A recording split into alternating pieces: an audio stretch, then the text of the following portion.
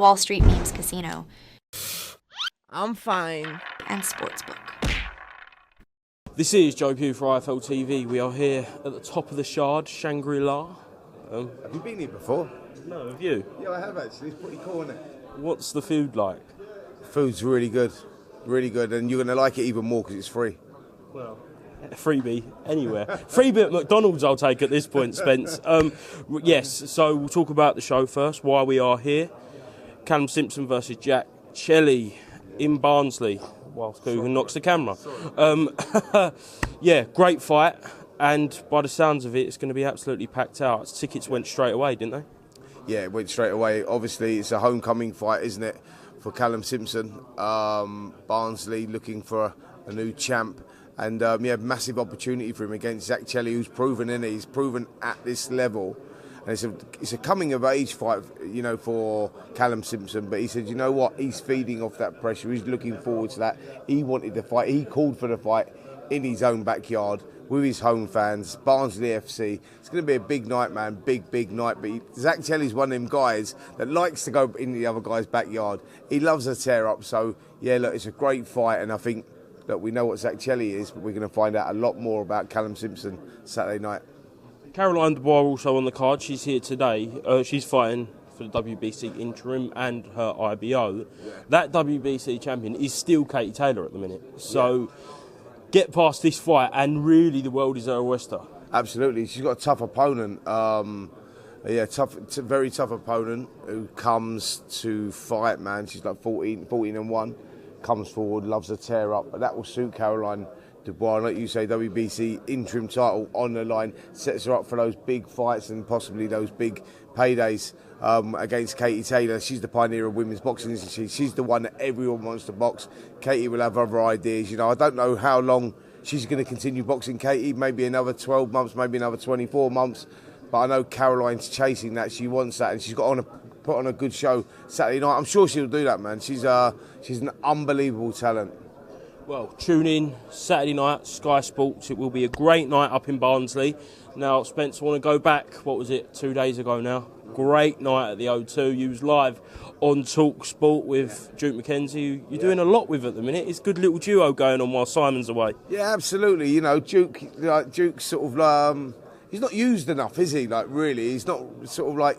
He's a free weight world champion, man. Do you know how hard that is? Like a free weight world champion, great fighter, great pundit, and a good laugh as well. So, yeah, I'm pleased to sort of help him sort of come back a little bit. And yeah, he's been doing a lot with TalkSport at the moment. But it's wicked. You can't buy knowledge. Duke's got bundles of that, and he's outspoken, and he'll say what he wants to say. You know what I mean? He's good. He's really, really good. So, yeah, we've been having some good fun. But that fight Saturday night, man, Derek Chisora, Joyce, you go, you know what? Not many people picked Derek to win that, if any, probably only his team, if I'm honest. It was all about how Joe was going to win. You know, would he win inside the distance? Could Derek make it to the final bell? That's the general consensus of what it was. You know what I mean? And you go, like, you look at Joyce, like, before those back-to-back losses to Zhang, you go, like, people were talking about him after that Joseph Parker victory, and I was there at ringside for that one. You looked at that and go, mate, this could be the guy that topples the then WBC champ, Tyson Fury. That's where you sort of put him. You went, he's going to be hard to beat, Joyce. Massive output, very strong, takes a shot, but then them back-to-back losses to Zhang, and you look at it and you go, wow. Like, you know, has that taken a lot out of him? The Cash Ali performance where he won in 10 rounds, but you looked at that and go, he was laboured, he looked slow, has he got the weight wrong? Was it just to get in the ring rust back off, regaining the confidence? But we saw very much the same against, it was a shadow of his former self, really, against Derek Chisora, like, taking nothing away from Chisora and his heroics, man, like, we'll get into him in a minute. But Joyce, you just looked at it and you just go, you know what? You know, it's like, well, them knockouts might have had more of an effect than we initially fought against Zhang. He fought, was it just stylistically? You know, there were a couple of bad knockouts, but yeah, he didn't perform Joe at all. But that's taking nothing away from Derek. I mean, like, we got into round 9 of the commentary, mate, and we were sitting there, me, Duke, John Rawling, Gareth was there as well, and we're sitting there and we're going, you know what? I think like we were through commentary going, look, it's becoming a bit punishing now. You know, I wouldn't mind seeing the referee jumping in at some point. We know how Derek's so brave, fights with his heart on his sleeve, but he was tottering about and he looked like he was just on the verge of going. Then boom, right hand lands and you just go, what is going on? The crowd loved it, didn't they? Like, he's like a national treasure now, Derek Chisora. But the way he hung in there, a bit down on his gum shield, like, you know what I mean? And he was a deserved winner as well. You know, that's what I say, take nothing away from his performance because he showed the heart of a lion, man. Like, we live in a world where money's hard to come by. Do you know what I'm saying? It's like it's a tough world that we live in right now. So when you're paying big money to go and see a fight, with Derek Chisora, you're guaranteed to get a fight. You're guaranteed to get drama. And you go, as the rounds kick on, this guy, I don't know where he finds it from, mate, but what a fight. It was like brutal, but unbelievable at the same time. When all is said and done, obviously Derek's 35 and 13, he's got 2 fights left. I know some people want him to retire, they've wanted him to retire for a while now. But how will Derek Chisora be remembered? Like I say, he'll be a national treasure, mate. Like, I think that with Derek Chisora, like, you know what I mean? Like, he will forget the record, you know, when you're going back to, like, you know, if you look at who he's boxed, it's the who's who of boxing that he's boxed. Do you know what I'm saying? He's boxed everyone, and that was always his mission. He said, like, win, lose or draw, I want to go for everyone. Modern eras, I want to box the best of the best. Let me set this one up for you, right? This is the one where I'm going, right, I got in the ring afterwards, interviewed Derek, and I went, look, mate, you could go out on a high now. You beat the Olympic silver medalist. You've done Joyce.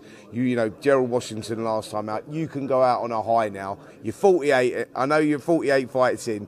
Let's go out on a high. He went, no, 2 more. We're going Manchester. Want 2 more. And I was like, wow.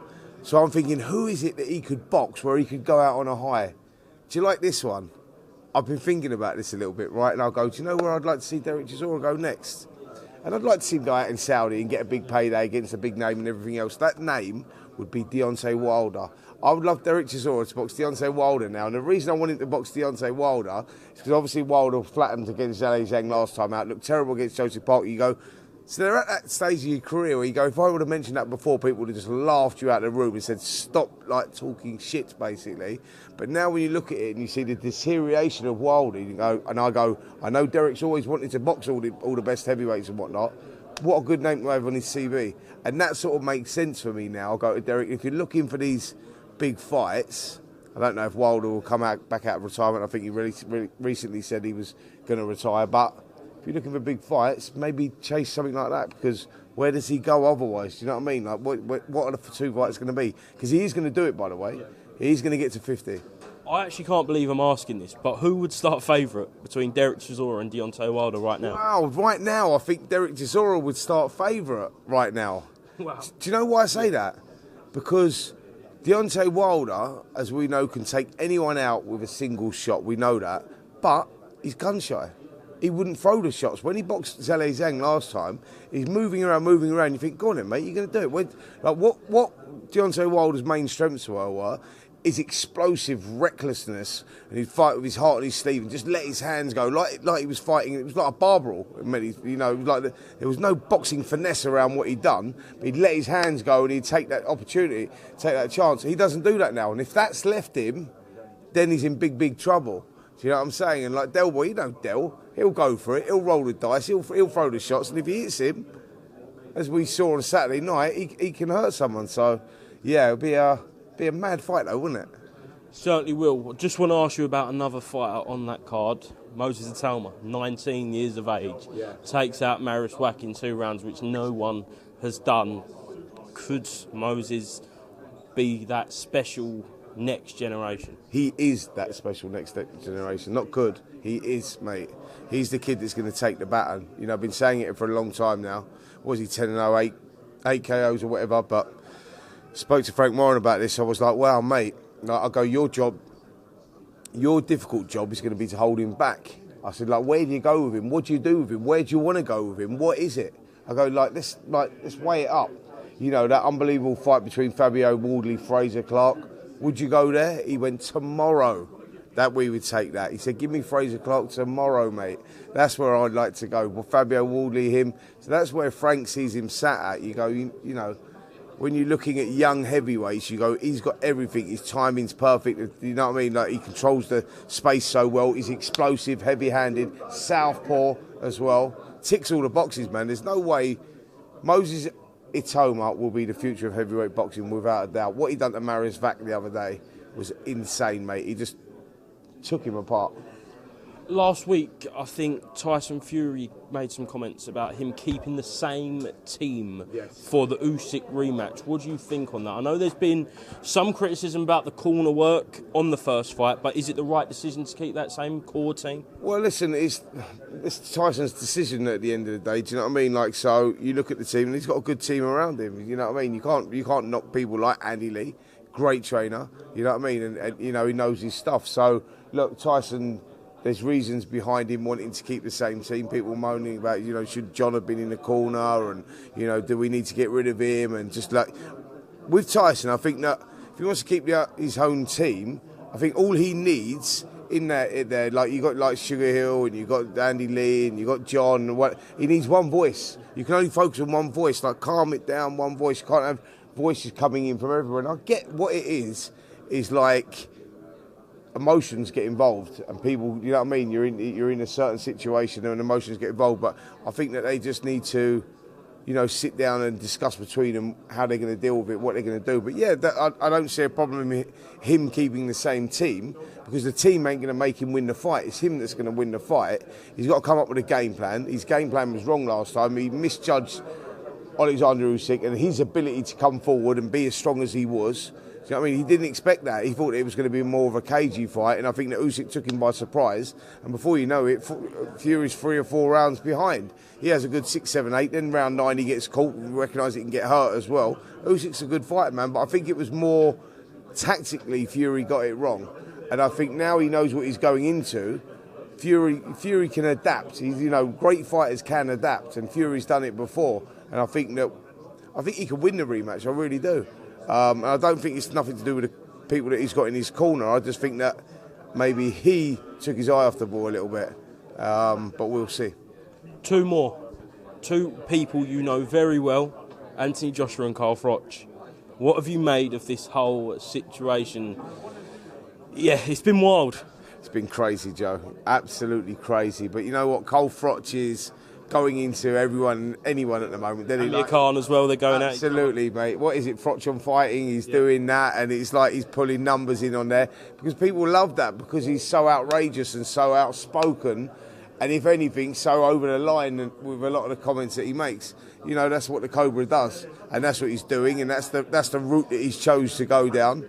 And yeah, I think it was a bit brutal on Joshua, if I'm honest. And then Joshua obviously going back and forth with him. I like the both of them, do you know what I mean? So I'm not going to slag any of them off. They're doing whatever they do. That's their argument, and it's down to them. Do you know what I mean? But I think they're both great characters. Joshua, as you know, I've got a long history with, and the Cobra as well.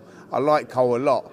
And I know what he's doing. I know what his game is. And listen, he's pulling in the numbers. And when you pull in the numbers, you get a lot of that, as Cole would go. A lot of the old bunts. So, yeah, that's what he's doing, mate. Last one, Crawford Madrimov out in LA, big Riyadh season card. Who are you picking for that? I think Crawford wins easy.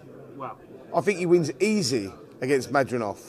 I was watching Madrimov yesterday. Yeah, all right, he's strong, stocky, southpaw, comes forward, falls over his front foot a lot. He's a little bit clumsy. And when you look at someone like Crawford, mate, I said, we done a talk boxing show I done with Duke McKenzie yesterday. It come out today or yesterday. Anyway, and Duke's, we was talking about that fight, and I said, Terence Crawford, for me, lives with any welterweight in any era. That's where I see him. That's how good I think he is. I really do think that. So Mayweather? Yeah, I think he lives with any welterweight in any era. Yeah, I really do. Yeah, absolutely. And now you're talking about Thomas Hearns, Sugar Ray Leonard. You're talking about some big fighters. Do you know what I mean? But he's a class act, man. And like, you'll appreciate him once his career's over. And like, you know what I mean? We're talking about modern greats and all-time greats. He's still got a way to go to become an all-time great, but I think he will be. He's a modern great now, but I think he will become an all-time great. Madrimov, for me, just hasn't got that boxing ability. I think his feet are a little bit too slow, clumsy when he throws the left hand, falls over a little bit. Yes, he's strong, but Crawford's another level, mate. And so I think that Crawford wins the fight quite comfortably. Excellent, Spencer. I think we're going to eat some Shangri-La. I don't even know what is Shangri-La. What do you mean Shangri-La? What type of food is it? It's the name of the hotel, mate. This is the Shangri-La Hotel, isn't it? I know that, but what sort of food is it? I don't know what food it is, mate. I've not eaten in here before. Well, I thought you said you did. No, I've come up here for meetings and tea, mate. Meetings and tea. You know, this is like you've got to remember. Talk Sport is like there, isn't it? 2 minutes away. There, mate. So I'll come up here for a Diet Coke, mate, and a couple of little meetings. Make a little bit of bunch, you know. Make a little bunt. Spencer Froch, thank you very much. Cheers.